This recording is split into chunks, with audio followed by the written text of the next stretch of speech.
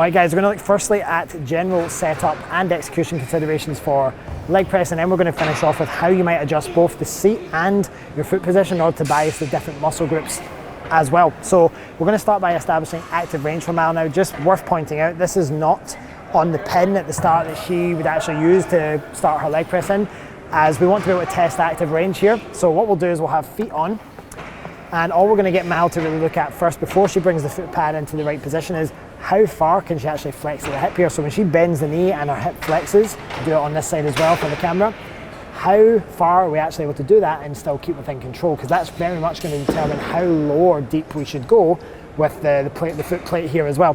So Mal's going to get it now down into the right position for her. So this is a far better position for her to set her feet, get in a comfortable position. We're just taking a bit of a mid foot plate stance here in terms of width, in terms of height.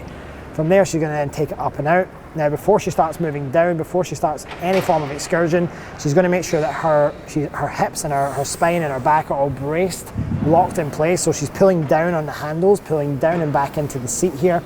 From there, she's also going to make sure she's got tension where she wants it as well. And then from there, lower down slowly to that active range we established, keeping tension on and back up. Now, often mistakes we'll see here is that we'll see those hips lifting up. So you start to exceed your active range, that pelvis starts to tuck under and lift, which we definitely don't want. That's going to add a lot of compressive forces to the spine. From there, other mistakes that people make as well is that they just simply let it go down and they just bounce out that bottom position, so they're just like hammering off of like their structure. There's no real tension being kept in the target tissues, and they're using a lot of these passive tissues and some of those structures in the joint as well to kind of almost create that leverage against the load. Alright, so while we're in this position, we're going to get Mal to have a look at the glute biased leg press first. So what that's going to look like is she's going to have her feet in what we'd consider for her a high foot position. Now, unlike the traditional glute focused leg press, we're not going to be that high and wide position.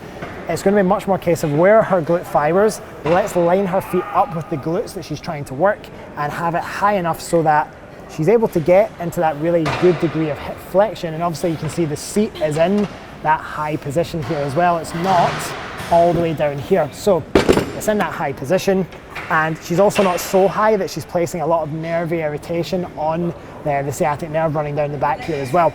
So then she's going to, same cues as before, pull herself down hard into the seat, keep those hips, spine, rib cage, everything all locked in place. And as you'll see here, we're really achieving that maximum amount of hip flexion. You'll see that the goal is not to get as much knee flexion as we would with the quad dominant leg press. We're actually trying to minimize the amount of knee bend in this particular variation. Now, if you wanted to hit more adductors, just rack it for a second, Mal. You'll see that she's now going to move her feet wider. Why now? Is if we look at the line of force, it's actually going to line up very, very nicely with the pull of those inner thighs, those adductors. So very similar foot height to the glute biased one. You might even prefer to go a little bit lower. She's going to lower down. She's going to feel a lot of tension in those inner thighs. She's going to make sure she owns that bottom position. You might even put a pause in there initially as you're trying to really own those positions. And then as she's then locking out from that position, she's making sure that the tension stays on those inner thighs. And there's of course going to be a little bit of quad involved here as well. Now, if we now look at the quad variation, we have to put the height of the seat all the way back. Why is that the case? Well, if Mal lies back now, what we're going to see is that's going to reduce the amount of hip flexion, so it's going to make it a lot less glute biased, all right? It also allows her to place the feet a little bit lower on the foot pad, and it's really going to allow us to maximize the amount of knee flexion, which is ultimately the goal when we're trying to bias the quads.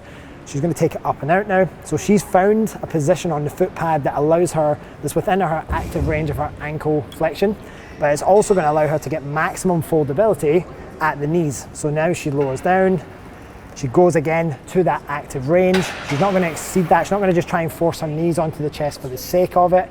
It's right down to that active range. Tension really stays on the quads throughout, and she's owning tension not only into this eccentric position at the bottom, but she's controlling on the way up and making sure that she doesn't fully lock out the knees at the top, putting unwanted potential forces on the knee and the patellofemoral joint at the top. So slowly down, pausing here, and then controlling up to the top.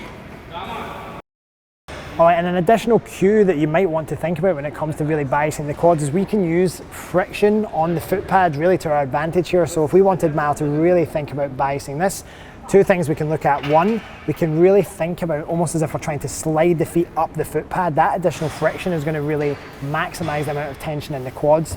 Another thing that we might look at from an intention perspective is as she's getting down to the bottom position, rather than thinking about pushing the foot pad away from her, she can almost think about pushing herself away from the foot pad. So almost it's opposites to the pin loaded leg press. In a pin loaded leg press, you want to think like you're doing this, but in this type of leg press, you almost want to think like it's the pin loaded leg press. You're pushing yourself away from the foot pad rather than the foot pad away from you.